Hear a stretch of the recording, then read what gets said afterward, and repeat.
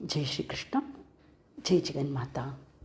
ಮೊದಲಿಗೆ ಜಗನ್ಮಾತೆಗೆ ಪ್ರಣಾಮಗಳನ್ನು ಸಲ್ಲಿಸುತ್ತಾ, ಆತ್ಮೀಯರೇ, ನಿಮ್ಮೆಲ್ಲರಿಗೂ ನನ್ನ ವಂದನೆಗಳು. ನಾವು ಕವಚಂನ 14 ಮತ್ತು 15ನೇ ಶ್ಲೋಕಕ್ಕೆ ಹೋಗೋಣ.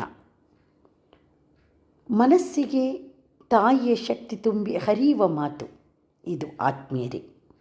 ಈಗ ನಾನು ನಿಮ್ಮನ್ನು ಜಗನ್ಮಾತೆ ಮಹಿಮೆ, ಆಯುಧಗಳ ಪರಿಚಯ ಮಾಡಿಸುವ ಕರ್ತೃವಾಗಿ ಸೇವೆಯನ್ನು ಸಲ್ಲಿಸುತ್ತೇನೆ.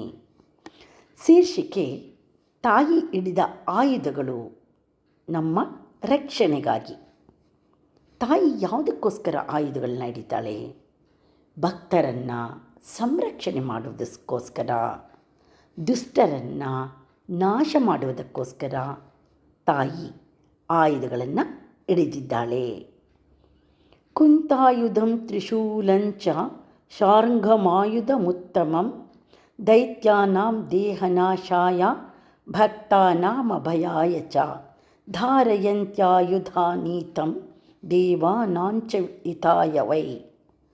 ತಾಯಿ ಜಗನ್ಮಾತೆಯು ಕುಂತಾಯುಧ, ತ್ರಿಶೂಲ, ಸಾರಂಗ, ಧನುಸ್ಸು ಹೀಗೆ ಅನೇಕ ಆಯುಧಗಳನ್ನು ಭಕ್ತರನ್ನು ರಕ್ಷಣೆ ಮಾಡೋದಕ್ಕೋಸ್ಕರ ಹಿಡಿದಿದ್ದಾಳೆ. ಯಾಕೆಂದರೆ ದುಷ್ಟರ ನಾಶಕ್ಕೆ ಭಕ್ತರಿಗೆ ಅಭಯ ನೀಡಲು ದೇವತೆಗಳ ಹಿತಕ್ಕಾಗಿ ಜಗನ್ಮಾತೆ ಎಲ್ಲ ಆಯುಧಗಳನ್ನು ಹಿಡಿದಿದ್ದಾಳೆ. ಒಂದು ಕ್ಷಣ ಯೋಚಿಸಿ, ತಾಯಿ ಕೈಯಲ್ಲಿ ಯಾಕೆ ಇಷ್ಟು ಆಯುಧಗಳು? ಅವಳು ಪ್ರೀತಿಯ ತಾಯಿ ಅಲ್ಲವೇ? ಹೌದು, ಅವಳು ಜಗನ್ಮಾತೆ, ಕರುಣಾಮಯಿ, ಪ್ರೀತಿಯ ತಾಯಿ ಜಗನ್ಮಾತೆ. ತನ್ನ ಮಕ್ಕಳಿಗೆ ಅಪಾಯ ಬಂದಾಗ ಅವಳು ಯೋಧಿನಿಯಾಗುತ್ತಾಳೆ. ಯಾಕೆಂದರೆ ಭಕ್ತರಾಗಿರುವ ಅವಳು ಸೃಷ್ಟಿಸಿರುವ ಈ ಜೀವಿಗಳು ಅವಳ ಮಕ್ಕಳು.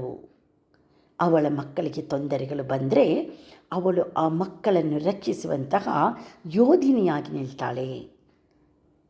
ತಾಯಿ ಹಿಡಿದಿರುವ ಪ್ರತಿಯೊಂದು ಆಯುಧವೂ ಸಹ ಒಂದು ದೊಡ್ಡ ಸತ್ಯವನ್ನು ಹೇಳುತ್ತದೆ. ತ್ರಿಶೂಲವು ಅಹಂಕಾರ, ಕ್ರೋಧ, ಅಜ್ಞಾನ ಇವುಗಳನ್ನು ನಾಶ ಮಾಡುವ ಶಕ್ತಿ.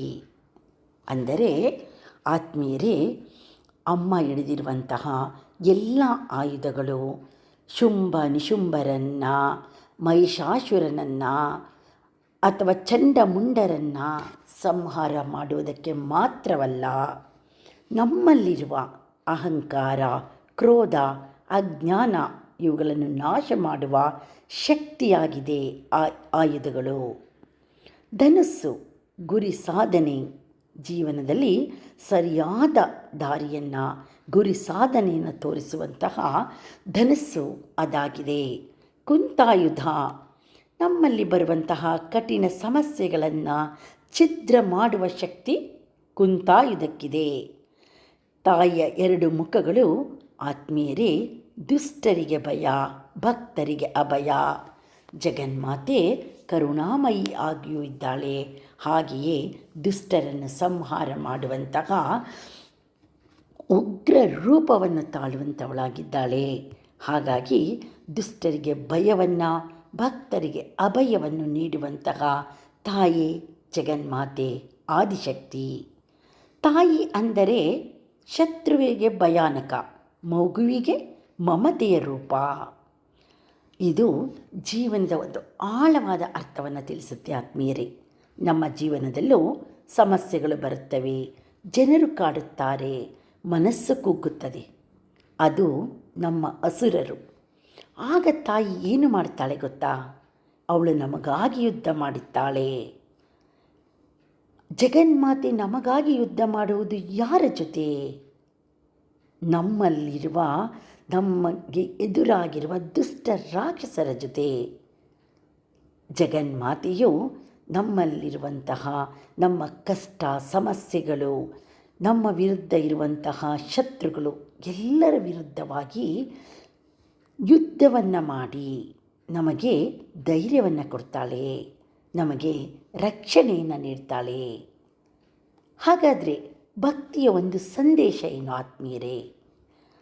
ನಾವು ಒಮ್ಮೆ ಹೃದಯದಿಂದ ಹೇಳಿದರೆ, ಅಮ್ಮ ನನ್ನನ್ನು ಕಾಪಾಡು, ಆಗ ತಾಯಿ ಮುಂದೆ ನಿಂತುಕೊಳ್ಳುತ್ತಾಳೆ, ಹಿಂದೆ ಕಾವಲು ನಿಂತುಕೊಳ್ಳುತ್ತಾಳೆ, ಒಳಗೆ ಶಕ್ತಿ ತುಂಬುತ್ತಾಳೆ.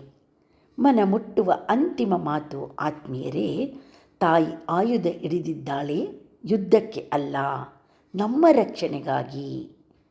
ಅಂತಿಮವಾಗಿ ನಾವು ಜಗನ್ಮಾತೆಯನ್ನು ಪ್ರಾರ್ಥನೆ ಮಾಡಿಕೊಳ್ಳಬೇಕು. ಅಮ್ಮ, ನಮ್ಮ ಕಷ್ಟಗಳನ್ನು ಕತ್ತರಿಸು, ನಮ್ಮ ಭಯವನ್ನು ದೂರ ಮಾಡು, ನಮ್ಮ ಜೀವನವನ್ನು ಪ್ರಕಾಶಮಾನವಾಗಿ ಬೆಳಗಿಸು.